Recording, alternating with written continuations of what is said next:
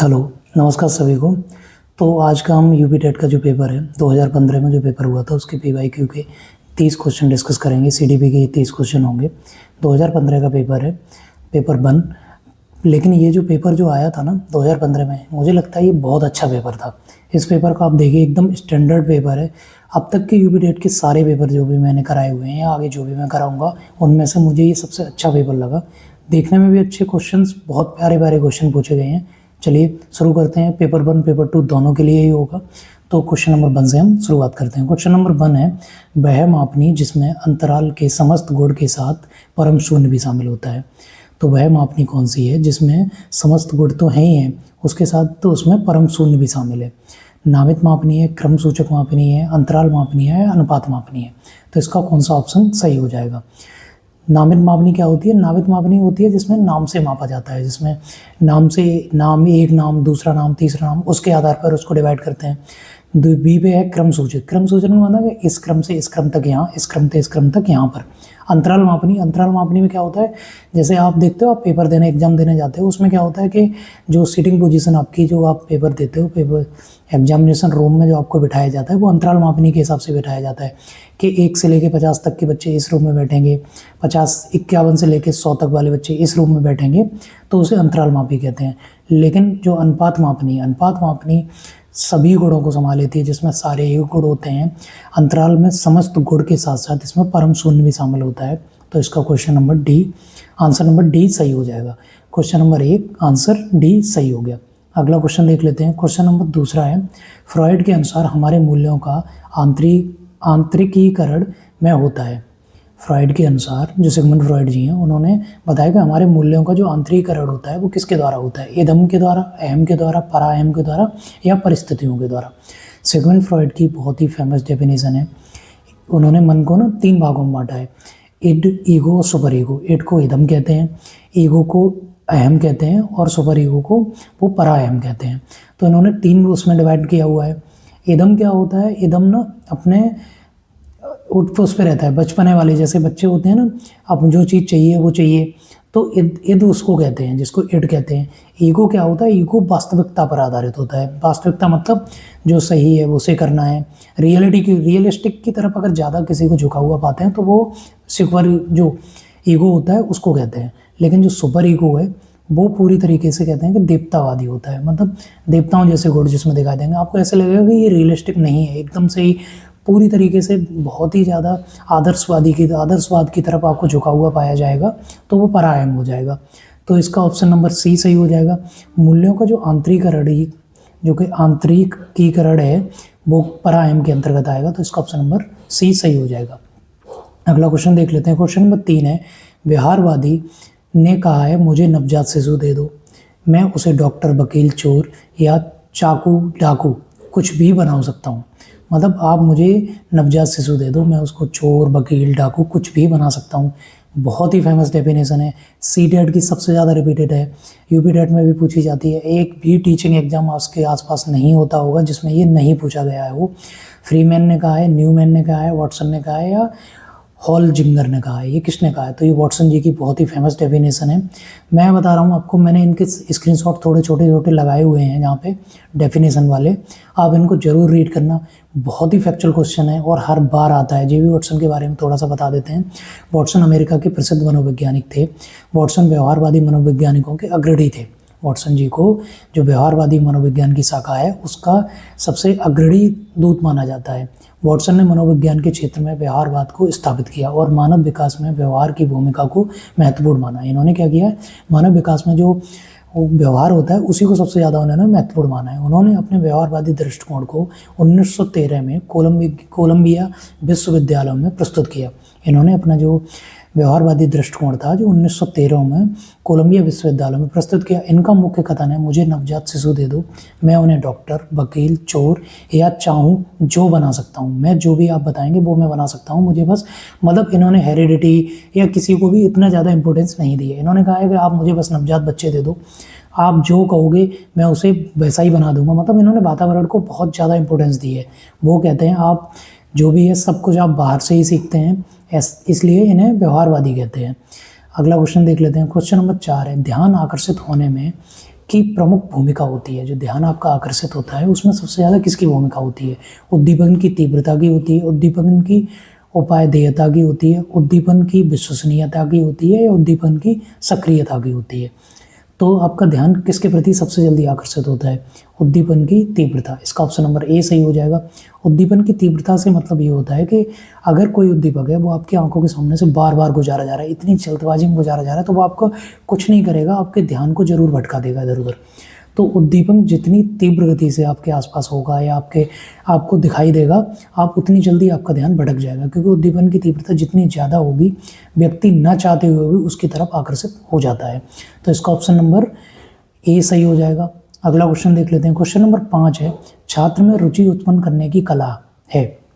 जो छात्र है उसमें रुचि उत्पन्न करने की कला है, शिक्षण है, सहानुभूति है, समदृष्टि है, या प्रेरणा है। तो ये किसकी कथन है? जो छात्र ... छात्र में रुचि उत्पन्न करने की कला है, तो ये प्रेरणा के बारे में बोला गया है। प्रेरणा पाकर बच्चे पढ़ाई में रुचि लेने लगते हैं। सबसे पहले तो ये सही है, जिसमें ज्ञान अर्जन की गति भी तीव्र हो जाती है। इसी संदर्भ में थॉमसन ने लिखा है, प्रेरणा छात्र में रुचि उत्पन्न करने की कला है। थॉमसन जी हैं, उन्होंने ये वाली डेफिनेशन दी है, प्रेरणा छात्र में रुचि उत्पन्न करने की कला है। ये किसने कहा है? थॉमसन जी ने कहा है।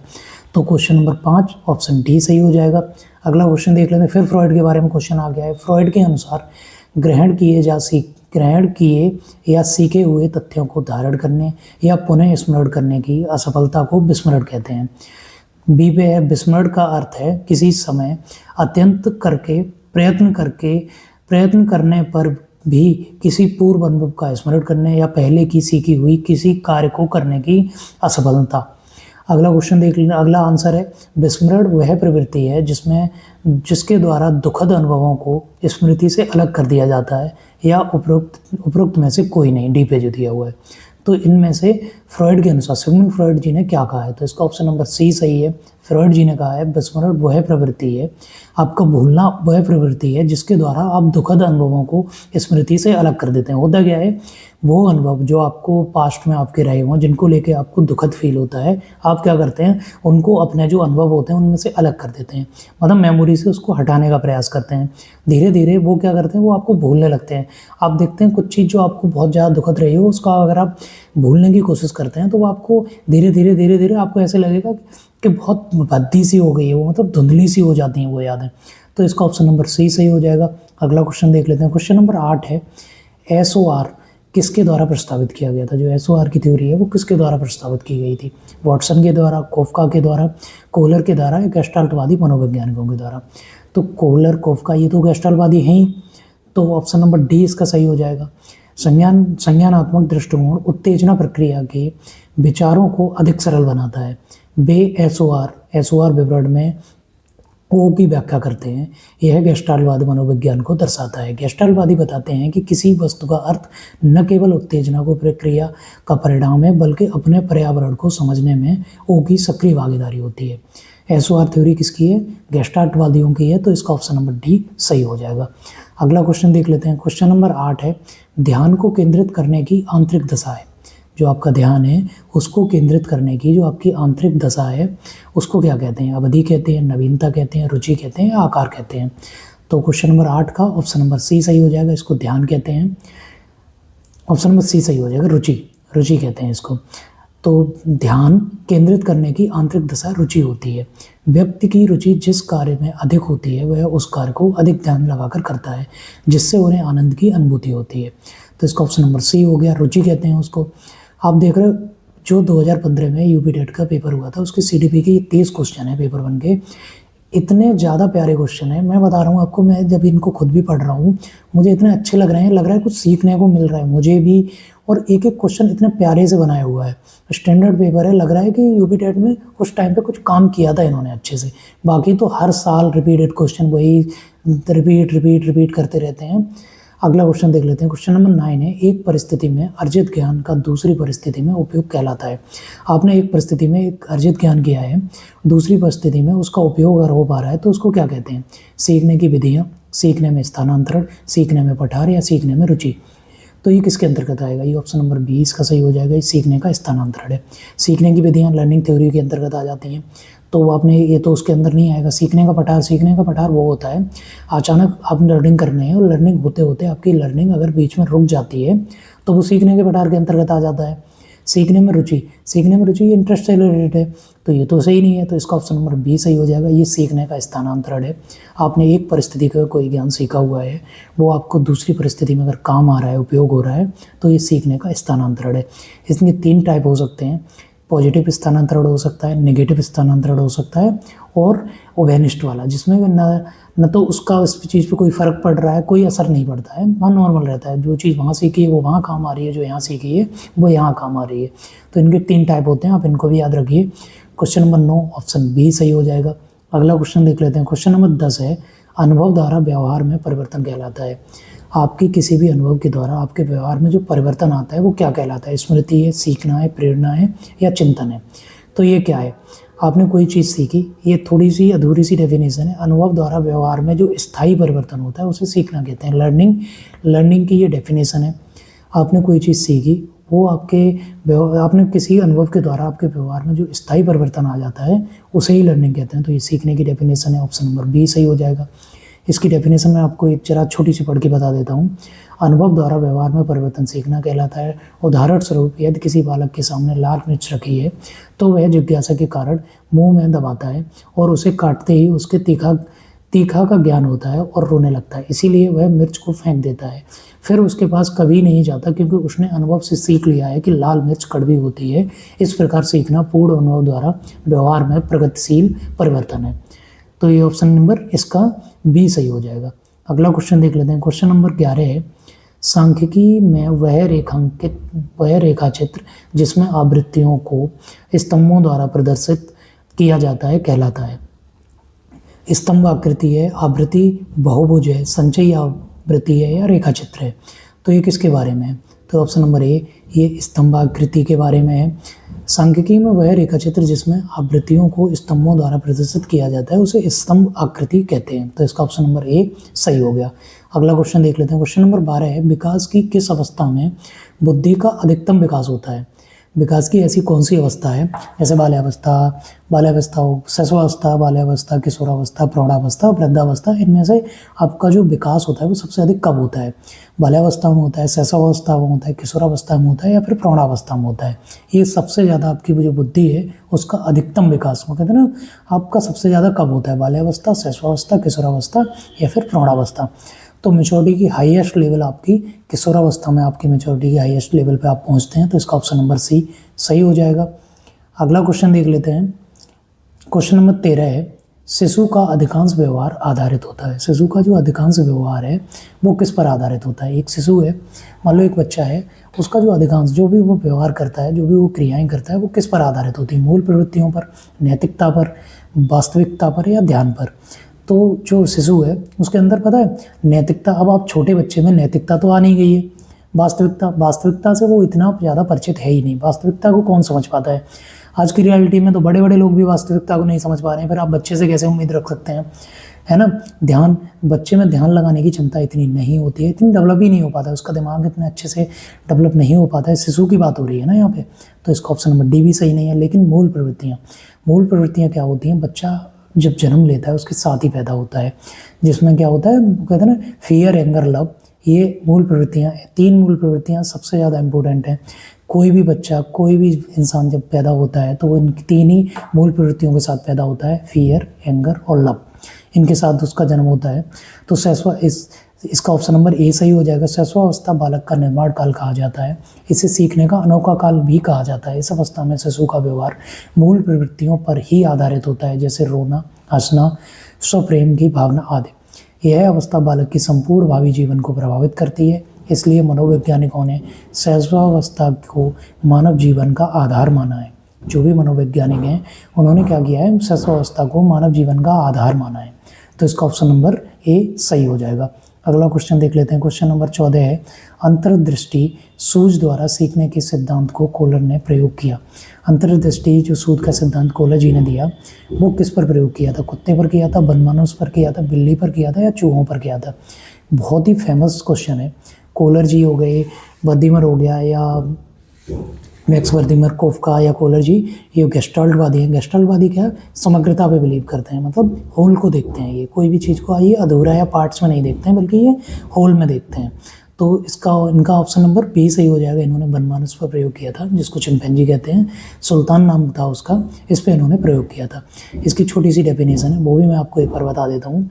सूझ का अंतर्दृष्टि सिद्धांत देने वाले का श्रेय जर्मन मनोवैज्ञानिक वोल्फ्गैंग कोहलर को है, जिसने अपनी पुस्तक मेंटेलिटी ऑफ ओप्स में वर्ष 1925 में प्रस्तुत की। कोहलर ने सूझ के सिद्धांत को प्रयोग बनमानस का सुल्तान नामक चिंपैंजी पर किया था। कोहलर के अनुसार कल्पना जितनी अधिक होगी, सूझ की क्षमता का विकास भी उतना ही अधिक होगा। कोहलर जी का कहना है कि आप कल्पना, मतलब आप थिंकिंग जितनी ज़्यादा करोगे, आपके क्या है कि सूझ आपके अंदर उतनी ही ज़्यादा बढ़ जाएगी। तो इसका ऑप्शन नंबर बी सही हो जाएगा। इन्होंने बनमानस पर प्रयोग किया था। अगला क्वेश्चन देख लेते हैं। क्वेश्चन नंबर 15 है, यह आवश्यक नहीं है कि उच्च बुद्धि लब्धि वाले बच्चे में भी हो। ऐसा यह है, बिल्कुल भी आवश्यक नहीं है कि उच्च बुद्धि वाला जो बच्चा है उसमें क्या हो, सृजनशीलता हो, अध्ययन हो, विश्लेषण करने की हो, या फिर अच्छे अंक प्राप्त करने का हो। तो इसका ऑप्शन नंबर ए सही हो जाएगा। ऐसा बिल्कुल भी नहीं है। जिस बच्चे की बुद्धि लब्धि बहुत ज़्यादा है वो सृजनशीलता और उसके अंदर हो या सृजनशीलता रखता भी हो। ये ऑप्शन नंबर ए। इसकी छोटी सी डेफिनेशन है, वो भी मैं एक बार पढ़ के बता देता हूँ। मैं कहता हूँ ये पेपर बहुत ही प्यारा पेपर पूछा गया था। एक एक क्वेश्चन इतना अच्छा है। किसी भी समस्या का संपूर्ण हल प्राप्त करने की योग्यता को बुद्धि कहा जाता है, जबकि नवीन उत्पाद एवं नवीन खोज करने की क्षमता को सृजनशीलता कहा जाता है। अतः बुद्धि लब्धि के आधार पर सृजनशीलता का मापन नहीं किया जा सकता। आपका आईक्यू का लेवल कितना आ रहा है, इसके बेसिस पे आप क्रिएटिविटी को नहीं जान सकते, नहीं मापा जा सकता। तथा यह भी निश्चित नहीं हो सकता कि उच्च बुद्धि लब्धि वाले बालक सृजनशीलता में भी उच्च होंगे। ऐसा बिल्कुल भी नहीं है कि जिनका आईक्यू लेवल बहुत ज़्यादा शार्प है या बहुत ज़्यादा हाई 130 से भी प्लस का है, वो क्रिएटिव हो ही हो। ये बिल्कुल भी, मतलब कहते हैं ना, रिलेवेंट नहीं है ये कि ऐसा होगा तो ऐसा होगा। ऐसा बिल्कुल भी नहीं, हो भी सकता है और नहीं भी हो सकता है। तो इसका ऑप्शन नंबर ए सही हो जाएगा। अगला क्वेश्चन देख लेते हैं। क्वेश्चन नंबर 16 है, अधिगम में ... में ने प्रभाव का नियम दिया था। अधिगम में जो प्रभाव का नियम था वो किसने दिया था? पावलोव ने दिया था, स्किनर ने दिया था, वॉटसन ने दिया था, या थॉर्नडाइक जी ने दिया था? तो अधिगम में जो प्रभाव का नियम है वो किसने दिया था? तो इसका ऑप्शन नंबर डी सही हो जाएगा। थॉर्नडाइक जी के मुख्य नियम है। थॉर्नडाइक जी ने दो प्रकार के नियम दिए हैं, एक मुख्य नियम और एक सेकेंडरी, एक प्राइमरी लॉ और एक सेकेंडरी लॉ। प्राइमरी लॉ जो इनके हैं, मुख्य नियम है, वो 3 है। सबसे पहला यही प्रभाव का नियम है, उसके बाद अभ्यास का नियम है और तत्परता का नियम है। तत्परता का नियम, प्रभाव का नियम, अभ्यास का नियम, यही इनके 3 मुख्य नियम है। बाकी के 5 इनके गौण नियम है। तो इसका ऑप्शन नंबर डी सही हो जाएगा। अगला क्वेश्चन देख लेते हैं। क्वेश्चन नंबर कितना था? क्वेश्चन नंबर 17 है, निम्न में से किस विधि का उपयोग स्मृति के मापन के लिए नहीं किया जाता है? इनमें से ऐसा उपयोग है जो स्मृति, आपकी मेमोरी को मापने में नहीं करते हैं। प्रत्याहान विधि, तार्किक विधि, पहचान विधि, पुनः सीखना विधि। तो जो स्मृति का, जो मेमोरी को मापने के लिए लिया जाता है, वो इनमें से कौन सा प्रयोग नहीं करा जाता है? तो इसका ऑप्शन नंबर बी सही हो जाएगा। तार्किक विधि का इसमें प्रयोग नहीं होता है। तो क्वेश्चन नंबर 17 का ऑप्शन नंबर बी सही हो गया। अगला क्वेश्चन देख लेते हैं। क्वेश्चन नंबर 18 है, प्रासंगिक अंतर्बोध परीक्षण TAT का विकास किसके द्वारा किया गया? साइमन के द्वारा किया गया, होल्ट्जमैन के द्वारा किया गया, मरे के द्वारा किया गया, या बेलक के द्वारा किया गया? जो थीमेटिक अपरसेप्शन टेस्ट है वो किसके द्वारा विकास किया गया था? ये मरे के द्वारा या मुर्रे के द्वारा किया गया था? इसको डेफिनेशन देख लेते हैं इसकी। प्रासंगिक अंतर्बोध परीक्षण, थीमेटिक अपरसेप्शन टेस्ट व्यक्तित्व मापन का एक परीक्षण है। ये व्यक्तित्व मापने का एक परीक्षण है। इस परीक्षण का विकास वर्ष 1935 में हार्वर्ड विश्वविद्यालय के शिक्षक SA मुर्रे द्वारा किया गया। TAT परीक्षण में 31 कार्ड होते हैं। 31 कार्डों का प्रयोग किया जाता है, जिसमें एक कार्ड सादा रहता है। एक कार्ड सादा रह गया तथा परीक्षण के समय एक व्यक्ति पर अधिकतम 20 कार्डों का प्रयोग किया जाता है। एक बार में एक व्यक्ति पर अधिकतम 20 कार्डों का प्रयोग किया जाता है।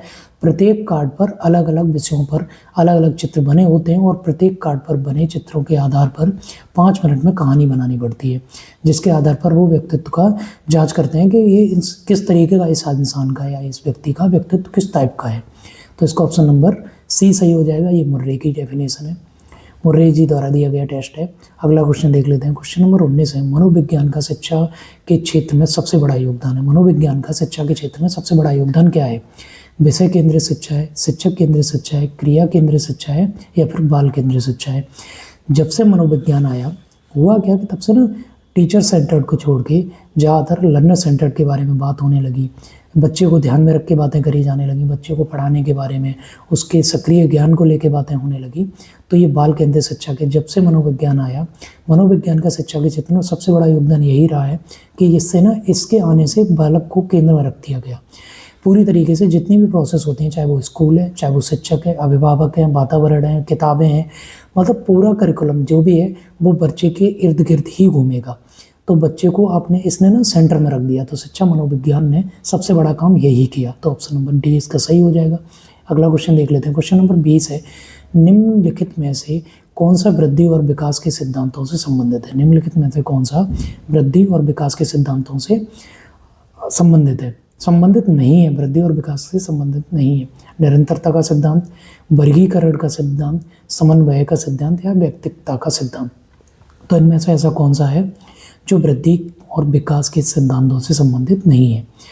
निरंतरता का सिद्धांत कंटिन्यूस जो ग्रोथ होती रहती है और डेवलपमेंट होता रहता है, उससे रिलेटेड है। वर्गीकरण का सिद्धांत कोई सिद्धांत नहीं है। समन्वय का सिद्धांत है। व्यक्तिकता का, इंडिविजुअल डिफरेंसेस का भी सिद्धांत है। मैंने ये सिद्धांत लिख दिए हैं, इनको आप एक बार ना नज़र मार के रखना। ग्रोथ एंड डेवलपमेंट के बारे में है ये। निरंतरता का सिद्धांत है। समन्वय का सिद्धांत है, जिसे एकीकरण का सिद्धांत आप कहते हैं। व्यक्तिकता का सिद्धांत है। वंशानुक्रम व वातावरण के अंतरक्रिया क्रिया का सिद्धांत है। और विकास क्रम का सिद्धांत है। विकास ना एक क्रम में होता है। बच्चे का मतलब जन्म होने के बाद शैशवावस्था के बाद बाल्यावस्था, बाल्यावस्था के बाद किशोरावस्था, किशोरा के बाद प्रौढ़ा, फिर वृद्धा, इसी तरीके से विकास होगा। विकास ना एक क्रम में होता है। ऐसा नहीं है पहले किशोरावस्था आएगी उसके बाद बाल्यावस्था आएगी, ऐसा बिल्कुल भी नहीं है। ये ना रिवर्स नहीं हो सकता, हमेशा इसी तरीके से होगा।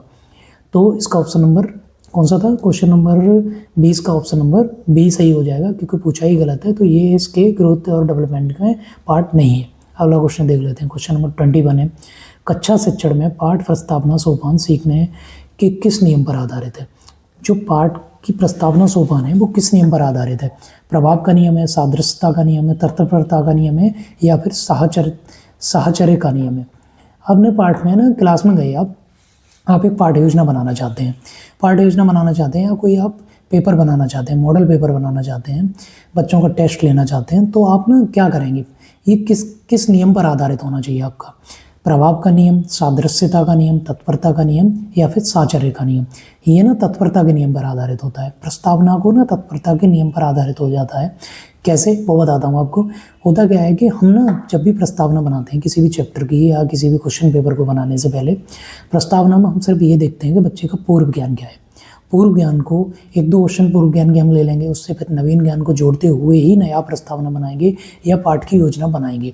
होगा क्या, उसमें हम पाठ योजना में ये देखते हैं बच्चा सीखने के लिए कितना तत्पर है, और उसमें ना प्रस्तावना में इस टाइप के क्वेश्चन लाएंगे जिससे बच्चा अगर तत्पर नहीं भी है, सीखने के लिए रेडी नहीं भी है, तो हम ना उस टाइप के क्वेश्चन उसमें डालेंगे जिससे कि बच्चा और भी ज़्यादा क्वेश्चन सीखने के लिए या सीखने के लिए तत्पर हो जाए। जिससे कि जब हम पाठ को शुरू करें तो ना ये ना हो कि बच्चा नीरस तरीके से बैठा रहे, बच्चा ना अच्छे से उसको समझे और समझने का प्रयास करे, क्योंकि वो तत्पर है। वो कहते हैं ना कि आप ना प्यासे को, अगर कोई प्यासा नहीं है आप उसको कुएं तक तो ले जा सकते हैं, पर पानी नहीं पिला सकते आपको उसको। तो जब तक कोई रेडी नहीं है आप उसको कुछ भी सिखा नहीं सकते। तो प्रस्तावना में हम इस टाइप से उसको डिजाइन करते हैं कि हम ना बच्चे को रेडी करते हैं, तत्पर करते हैं उसको। तो ये ऑप्शन नंबर सी इसका सही हो जाएगा। प्रस्तावना का सोपान सीखने के नियम जो तत्परता का नियम है उसी पर आधारित होती है, तो इसका ऑप्शन नंबर सी हो जाएगा। जबकि प्रभाव के नियम पर भी आधारित होती है। प्रभाव का नियम हम ये भी तो ध्यान में रखते हैं कि बच्चे का इस पर क्या प्रभाव पड़ेगा, उसके आधार पर बनाते हैं, लेकिन सबसे ज़्यादा इंपॉर्टेंट तत्परता का नियम होता है, तो इसका ऑप्शन नंबर सी सही हो जाएगा। अगला क्वेश्चन देख लेते हैं। क्वेश्चन नंबर 22 है, जबकि भाटिया जी ने पता है क्या कहा था? तत्परता या किसी कार्य के लिए तैयार होना युद्ध का आधा विजय कर लेना है। तत्परता या किसी कार्य के लिए तैयार होना यह युद्ध पर आधा विजय प्राप्त कर लेना होता है। अगर आप तैयार हो तो आप पता है ना, युद्ध के लिए जब कोई भी सैनिक जाते हैं तो ड्रिल पहले से ही चलती रहती है। आर्मी में पता है क्या होता है? आर्मी में ना अगर आपको ना पता जंग हो या ना हो, पर उनकी लगातार ड्रिल प्रैक्टिस चलती रहती है। आप देख रहे हो दूसरे देशों से भी युद्धाभ्यास होते रहते हैं, तो ये इसीलिए कराए जाते रहते हैं क्योंकि वो ना क्या करते हैं, तैयारी कराते रहते हैं, क्योंकि जो पता नहीं है ना कब जरूरत पड़ जाएगी, तो उनको ना तत्पर रहने के लिए। तो इसका ऑप्शन नंबर कौन सा था? इसका ऑप्शन नंबर सी सही हो जाएगा। अगला क्वेश्चन देख लेते हैं। क्वेश्चन नंबर 22 है, संप्रत्यय निर्माण का प्रथम सोपान है। जो संप्रत्यय निर्माण का प्रथम सोपान क्या होता है? सामान्यीकरण, विभेदीकरण, प्रत्यक्षीकरण या पृथक्करण। तो संप्रत्यय निर्माण का प्रथम चरण होता है वो क्या होता है? इसका ऑप्शन नंबर सी प्रत्यक्षीकरण इसका सबसे पहला नियम होता है। इसका मैं आपको वो बता देता हूँ क्रम क्या होता है। सबसे पहले प्रत्यक्षीकरण होता है, फिर विभेदीकरण होता है, फिर पृथक्करण होता है, देन सामान्यीकरण होता है। जनरलाइजेशन आप सबसे लास्ट में करते हैं, तो इसका ऑप्शन नंबर सी सही हो जाएगा। अगला क्वेश्चन देख लेते हैं। क्वेश्चन नंबर 23 है, प्रेक्षणात्मक अधिगम संप्रत्यय किसके द्वारा दिया गया? टॉलमैन के द्वारा, बंडूरा के द्वारा, थॉर्नडाइक के द्वारा या कोहलर के द्वारा? तो प्रेक्षणात्मक अधिगम संप्रत्यय किसके द्वारा दिया गया? ये ऑप्शन नंबर बी बंडूरा जी के द्वारा ये दिया गया। प्रेक्षणात्मक अधिगम संप्रत्यय जिसको संकल्पना के द्वारा बताया गया है, अल्बर्ट बंडूरा जी ने दिया है, तो इसका ऑप्शन नंबर बी सही हो जाएगा। अगला क्वेश्चन देख लेते हैं। क्वेश्चन नंबर 24 है, उदाहरण, निरीक्षण, विश्लेषण, वर्गीकरण, नियमीकरण निम्न में से किस विधि के सोपान है? निगमन विधि के हैं, आगमन विधि के हैं, अंतर्दर्शन विधि के हैं, बहिर्दर्शन विधि के हैं। तो आपने उदाहरण दिया, निरीक्षण किया, विश्लेषण, वर्गीकरण, नियमीकरण, ये किसके अंतर्गत आते हैं? ये आगमन विधि के हैं, तो इसका ऑप्शन नंबर बी सही हो जाएगा। आगमन विधि क्या होती है? जिसमें पहले हम उदाहरण देते हैं, बाद में हम नियम बनाते हैं। निगमन विधि जिसमें नियम पहले देते हैं, वो उदाहरण बनाते हैं। अंतर्दर्शन विधि, अंतर्दर्शन विधि वही है जो सबसे पुरानी इंट्रोस्पेक्शन मेथड है, जिसमें क्या होता है हम पहले अपने अंदर ही झांक के देखते हैं, तो ये तो सही नहीं है। तो ये आगमन विधि का उदाहरण है। सारे के सारे इन्हीं सोपान या इन्हीं जो टाइप है इनके तहत आगमन विधि का स्वरूप चलाया जाता है, तो ऑप्शन नंबर बी इसका सही हो जाएगा। अगला क्वेश्चन देख लेते हैं। क्वेश्चन नंबर 25 है, अवधान के आंतरिक अथवा व्यक्तिनिष्ठ निर्धारक है। अवधान के आंतरिक अथवा व्यक्तिनिष्ठ निर्धारक है। रुचि, लक्ष्य, अभिवृत्ति, बी पे है उद्दीपक, वस्तु, प्रविधि, सी पर है प्रकाश, ध्वनि, गंध और डी पर है पुरस्कार, दंड, प्रोत्साहन। तो अवधान के जो आंतरिक अथवा व्यक्तिनिष्ठ निर्धारक होते हैं, अवधान मतलब ध्यान, ध्यान के जो आंतरिक आपके जो अंदर हैं, और जो व्यक्तिनिष्ठ मतलब आपके इंडिविजुअली आपके जो पर्सनल हैं वो क्या निर्धारक होते हैं उसके, तो इसका ऑप्शन नंबर ए सही हो जाएगा। रुचि, लक्ष्य और अभिवृत्ति, एप्टीट्यूड, इंटरेस्ट कितना है, गोल क्या है आपका, और आपने एप्टीट्यूड क्या है आपका, ये इसके अंतर्गत आ जाएगा, तो ऑप्शन नंबर ए इसका सही हो जाएगा। अगला क्वेश्चन देख लेते हैं। क्वेश्चन नंबर 26 है, बाल मनोविज्ञान का क्षेत्र है। जो बाल मनोविज्ञान का है वो क्षेत्र क्या है? ए केवल शैशवावस्था की विशेषताओं का अध्ययन है, केवल गर्भावस्था की विशेषताओं का अध्ययन है, सी केवल बाल्यावस्था की विशेषताओं का अध्ययन है, डी गर्भावस्था से किशोरावस्था की विशेषताओं का अध्ययन है। तो जो बाल मनोविज्ञान है वो कितने एज से लेकर कितने तक होता है? तो जो बाल मनोविज्ञान है वो ऑप्शन नंबर डी इसका सही हो जाएगा। ये ना गर्भावस्था से लेके किशोरावस्था तक का अध्ययन किया जाता है, वो बाल मनोविज्ञान के अंतर्गत आता है। जो कहते हैं ना कि गर्भावस्था से लेके मृत्यु पर्यंत तक चलता है, वो मानव डेवलपमेंट, मानव विकास के अंतर्गत आ जाता है। वो कहते हैं ना ह्यूमन के ऊपर रिसर्च, पूरी रिसर्च उसमें आती है, लेकिन बाल मनोविज्ञान जो होता है वो गर्भावस्था से लेके किशोरावस्था तक ही होता है। तो ज़्यादातर आपने जो भी डेफिनेशन दी होंगी या सुनी होंगी, जो भी मनोवैज्ञानिकों ने जो भी रिसर्च करे हैं वो इतने तक ही करे हैं, बाकी भी करे हैं, लेकिन इतने तक मुख्य मेनली यहीं तक हुए हैं ज़्यादातर, तो ऑप्शन नंबर डी इसका सही हो जाएगा। अगला क्वेश्चन देख लेते हैं। क्वेश्चन नंबर 27 है, वह अवस्था जो कि माता पिता के 21वें गुणसूत्र जोड़े के अलग न होने के कारण होती है कहलाती है। गुणसूत्रों की संख्या मैंने पहले भी बताई हुई है, टोटल 46 होती है। जोड़ों में अगर आप बताओगे 23 होते हैं, तो उसके बारे में उन्होंने पूछ लिया है। जो 21वां जो जोड़ा होता है गुणसूत्र, उसमें क्या होता है, अगर अलग नहीं हो पाता है तो उससे क्या क्या बीमारी होती है, क्या डिसेबिलिटी हो सकती है। डाउन सिंड्रोम कहते हैं उसको, क्लीन-फेल्टर सिंड्रोम कहते हैं, टर्नर सिंड्रोम कहते हैं, या विल्सन सिंड्रोम कहते हैं। तो ये क्या होता है, तो इसका ऑप्शन नंबर ए सही हो जाएगा। ये डाउन सिंड्रोम का है। 21वें गुणसूत्र में इसमें क्या दिया हुआ है, 21वें गुणसूत्र जोड़े के अलग न होने के कारण होता है ये। अब इसकी डेफिनेशन एक बार मैं पढ़ के बताता हूँ, बहुत ही ज़्यादा अच्छा क्वेश्चन है, इसको आप याद कर लेना, इसको 2 बार रिपीट कर लेना, इतना प्यारा क्वेश्चन है। ए इसका सही हो जाएगा। डाउन सिंड्रोम एक अनुवांशिक या क्रोमोसोम जनित विकार है, और ये एक जीवन पर्यंत स्थिति है जो शरीर में क्रोमोसोम या एक अतिरिक्त जोड़ा बन जाने से होती है। सामान्य रूप से शिशु में 46 क्रोमोसोम के साथ पैदा होते हैं। 23 क्रोमोसोम का एक सेट पिता से और 23 क्रोमोसोम का एक सेट माता से ग्रहण करते हैं।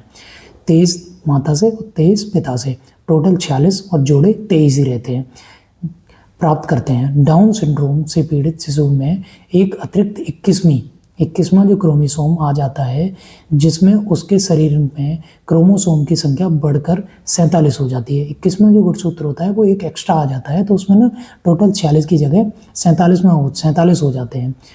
परिवर्तन आ जाती है। ये अनुवांशिक परिवर्तन शारीरिक विकास और मस्तिष्क के विकास के गति को धीमा कर देता है और शिशु में मध्यम से औसत बौद्धिक विकलांगता का कारण बन जाती है या बनती है। तो इसका ऑप्शन नंबर ए सही हो जाएगा। बहुत ही फेमस डेफिनेशन है, इसे जरूर याद रखना। अगला क्वेश्चन देख लेते हैं। क्वेश्चन नंबर 28 है, कोलबर्ग के अनुसार किस अवस्था में नैतिकता बाह्य कारकों द्वारा निर्धारित होती है। कोलबर्ग जी ने जो नैतिक विकास का जो सिद्धांत दिया है उसमें उन्होंने बोला है कि बाह्य कारकों पर नैतिकता कहाँ निर्धारित होती है। पूर्व पारंपरिक अवस्था में, पारंपरिक अवस्था में, या पश्चात पारंपरिक अवस्था में, और प्रकृति में से कोई नहीं। तो जो लॉरेंस कोलबर्ग जी हैं, इसका ऑप्शन नंबर ए सही हो जाएगा। बाह्य वातावरण जो कहते हैं ना, बाहरी कारकों पर जो निर्धारित होती है वो पूर्व पारंपरिक अवस्था के अंतर्गत आता है। लॉरेंस कोलबर्ग ने नैतिक विकास के सिद्धांत की 3 प्रमुख अवस्थाएं बताई हैं। पूर्व पारंपरिक अवस्था, पूर्व परंपरागत अवस्था, परंपरागत अवस्था और उत्तर रूढ़िगत अवस्था। तो यही है तीनों इनकी, जिसके अंतर्गत इन्होंने बताया हुआ है। एक एक जैसे पूर्व पारंपरिक अवस्था है जो, इसमें दो टाइप हैं इसके, परंपरागत अवस्था के भी 2 टाइप हैं और उत्तर रूढ़िगत अवस्था के भी 2 टाइप हैं। तो इसको टोटल 6 होते हैं, और लेकिन जो इसके टोटल मुख्य हैं वो 3 ही नियम है। तो इसका ऑप्शन नंबर ए सही हो जाएगा। अगला क्वेश्चन देख लेते हैं। क्वेश्चन नंबर 29 है, निम्नलिखित में से कौन सा एक सही क्रम है। अंडाणु, शुक्राणु, ब्लास्टोसिस या युग्मनज। तो ये इसका सही क्रम आपको लगाना है। ऐसे बी पे दिया हुआ, सी पे दिया हुआ, डी पे दिया हुआ। तो इसका ऑप्शन नंबर कौन सा सही हो जाएगा। इसका ऑप्शन नंबर डी सही है। क्रम एक बार याद रखिए, क्रम आता है कई बार क्वेश्चनों में, ये रिपीट कर लिया जाता है, तो इस क्रम को आप याद रख सकते हैं। अंडाणु के बाद शुक्राणु, फिर युग्मनज, फिर ब्लास्टोसिस। अब इसको ना, यह प्रक्रिया निषेचन से संबंधित है, जिसमें सर्वप्रथम गर्भाधान क्रिया के दौरान सर्वप्रथम अंडाणु एवं शुक्राणु आपस में मिलते हैं। अंडाणु और शुक्राणु, अंडाणु जो माता से आते हैं और शुक्राणु जो पिता से मिलते हैं, इसके मिलने से युग्मनज का निर्माण होता है। इन दोनों के मिलने से युग्मनज का निर्माण होता है। तत्पश्चात ब्लास्टोसिस क्रिया के द्वारा शिशु का निर्माण होता है। जब ये दोनों मिलते हैं उसके बाद ब्लास्टोसिस होती है और एक शिशु का निर्माण होता है। तो इसका ऑप्शन नंबर डी सही हो जाएगा। अगला क्वेश्चन देख लेते हैं। आज का ये लास्ट क्वेश्चन है। पेपर बहुत प्यारा था ये वाला, आप देख लो 30 के 30 क्वेश्चन इतने इंटरेस्टिंग क्वेश्चन थे, बहुत कुछ सीखने को आपको इसमें मिला होगा। क्वेश्चन नंबर 3 है, अंतर्मुखी, बहिर्मुखी तथा उभयमुखी व्यक्तित्व का वर्गीकरण किसके द्वारा किया गया है। क्रेचमर के द्वारा, ह्यूम के द्वारा, सैंडर के द्वारा या स्पेंजर के द्वारा। तो इसका किसने डिफाइन किया हुआ है, ये ह्यूम की डेफिनेशन है। ह्यूम स्विट्जरलैंड के मनोवैज्ञानिक थे। मनोविज्ञान गुणों के आधार पर ह्यूम ने व्यक्तित्व का वर्गीकरण किया है तथा बताया है कि व्यक्तित्व के मुख्यतः 3 प्रकार होते हैं, अंतर्मुखी, बहिर्मुखी और उभयमुखी। तो ये इन्होंने 3 टाइप दिए हुए हैं। ये था यूपी टेट 2015 में जो हुआ था, PYQ CDP के 30 क्वेश्चन थे पेपर 1 के। आप इन सारे क्वेश्चनों को बार बार रिपीट करिए। पेपर बहुत प्यारा था, इसलिए मैंने थोड़ा सा ज़्यादा टाइम लिया है। डेफिनेशन भी इसमें मैंने अलग से लगाई हुई है, इनको भी आप पढ़िए, याद रखिए। बहुत प्यारा पेपर था। लाइक शेयर सब्सक्राइब आप कर लेना। पेपर इतना प्यारा था, मैं बता रहा हूँ आपको, पेपर 1 पेपर 2 इसमें आप बता ही नहीं सकते कि पेपर 1 वालों के लिए है या पेपर 2 वालों के लिए, ये सभी के लिए है। इतना प्यारा पेपर डिज़ाइन किया गया था। आप ज़रूर इसको देखिए, अपनी तैयारी अच्छी रखिए। ये आंसर की है, आंसर की का एक बार स्क्रीनशॉट ले लेना। आंसर की का स्क्रीनशॉट अगर आप लेके रहेंगे तो इससे क्या होगा ना, आप अगर इसको दोबारा लगाएंगे तो आप इसको खुद से भी देख पाएंगे और आंसर आपका अच्छा हो जाएगा। आंसर आप देख के लगाएंगे तो आंसर आपको आते होंगे और आप खुद से लगा लेंगे। जहाँ आप अटकेंगे वहाँ आप आंसर सीट से देख लेना। लाइक शेयर सब्सक्राइब आप कर लेना। मैंने क्या किया, 2022 से अब तक जो भी पेपर 2011 तक होंगे, मैं सारे के सारे क्वेश्चन करवा रहा हूँ। आप सभी को देखिएगा, अपनी तैयारी अच्छी रखिए, मतलब अच्छी क्या, बहुत अच्छी रखिए। पेपर में ज़्यादा टाइम बचा ही नहीं है। PYQ आप देख के भी अगर रखेंगे, केवल PYQ अगर आप करके रखेंगे, पेपर आपका बहुत अच्छा हो जाएगा। बहुत अच्छे से आप अपनी तैयारी रखिए, अपना ध्यान रखिए। बाकी आप सब अपनी ध्यान रखिए, तैयारी को थोड़ा अच्छे से बना के रखिए। Thank you, have a nice day.